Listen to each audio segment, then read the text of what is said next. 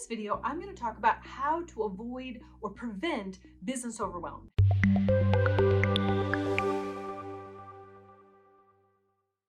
Now, in today's culture, there's this hustle mentality where it's the more you work, the better you are. And the more you hustle and the more things you're on your plate, it's almost like a badge of honor. And I used to be that way. I used to be working 100-hour weeks. I used to have too many things on my plate. I used to be the bottleneck for almost everything in my business. And the problem is that it caused so much overwhelm that I was unable to actually be effective in my work and have a thriving business because I was caught up being overwhelmed. So if you're in that same boat, listen to these 3 things that I do in order to actually avoid or prevent overwhelm. Now, the first one is vision. Now, when I say vision, I mean to actually think about, what do you want to create? What do you want to do? What are you actually achieving? Not things like, I want a unicorn, but like, what is it that you're moving forward? You know, if you don't have a vision, if you don't have an idea of what you're doing, it's hard to figure out how to get there. And so you end up getting lost in all the details. You end up lost in all the bottleneck things. You think that I got to do it all because you're the only one who knows really your vision, and maybe you don't even know it. And so it's hard to share that with other people. It's kind of like Google Maps. Let's say you wanted to go to Yellowstone National Park. You type in Yellowstone National Park and it gives you directions on how to get there. But if you don't actually know where you want to go, if you can't name that place, say, hey, this is where I want to go, this is the address that I want to arrive at, then it's hard for Google Maps to tell you how to get there. And so you end up just turning here and turning there, and all of a sudden you're lost and it takes you 2 hours to get somewhere because you never defined that end point. Now, as a business owner and as a person in leadership, your end point is constantly going to change. There's always the gap of where you are and where you want to be. So you're going to constantly move out that end goal and that end vision. The second thing is that your vision is going to change, morph, and become more clear as time goes on. But if you constantly just think about, okay, what am I creating? What is it that I want to do or am doing here in the future? Then you're able to actually eliminate different things that are causing the overwhelm in the first place. So an easy way to really think about your vision is to put yourself in that future, having achieved that vision, and then look backwards and see what you've done. So you can say, hey, it's December 2023 and I did this and I accomplished this and I made an impact like this. And so you put your sentences in the past tense as if you've already completed them, and you imagine yourself in the future, and it helps you define your vision. The next thing is you need to decide what to cut out. Now, most people with overwhelm are doing too much. They've got too many appointments, too many processes that are dependent on them. They're the bottleneck for too much. So what do you need to eliminate? And with that, what are you procrastinating on that needs to just be eliminated in the first place? Most of the time, procrastination takes all your energy.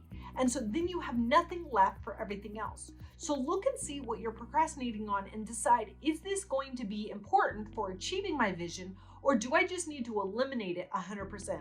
The next part with understanding what you need to eliminate or cut out is to actually look through and see what things you can do and only you can do, and what you need to delegate to everybody else.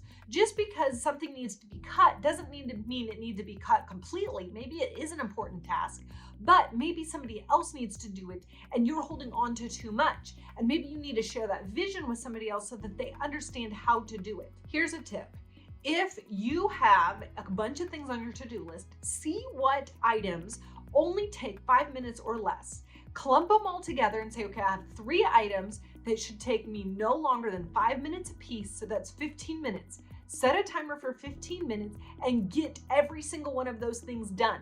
The thing with doing it this way is that you can actually prevent overwhelm for the rest of the day because you've already had 3 wins right immediately when you are starting and tackling your to-do list.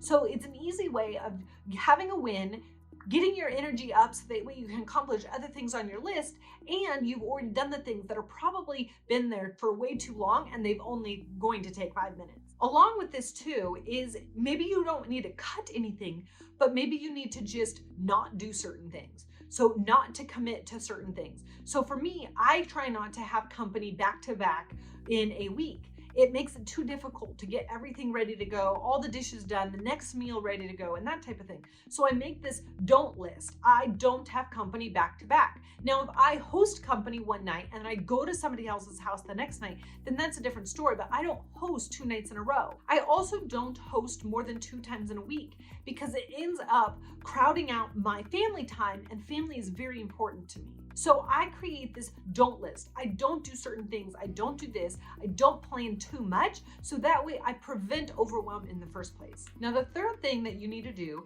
to avoid overwhelm or to prevent overwhelm is to organize. Now, so often we just start this to-do list and it's got everything that we need to do on the to-do list. And then we go from the very top and we start going down the list and we get 1 or 2 things in that we throw on the to-do list because we realize it's not even important, and we focus on what we were going to focus on anyways during the day, and all of a sudden we didn't actually do what we need to do, and so half of our list gets bounced to the next day and then bounced to the next day, and pretty soon our list is like one of those snowballs where it starts out small and it just, as it rolls down the hill, it becomes bigger and bigger and bigger. And so you need to actually organize how you do certain things. Like I mentioned in the last point, I purposely plan to not have hosting back to back. I purposely plan to not have hosting more than 2 days a week. I'm able to organize my schedule and organize my day very simply by just putting in those boundaries. Another thing with organization is to understand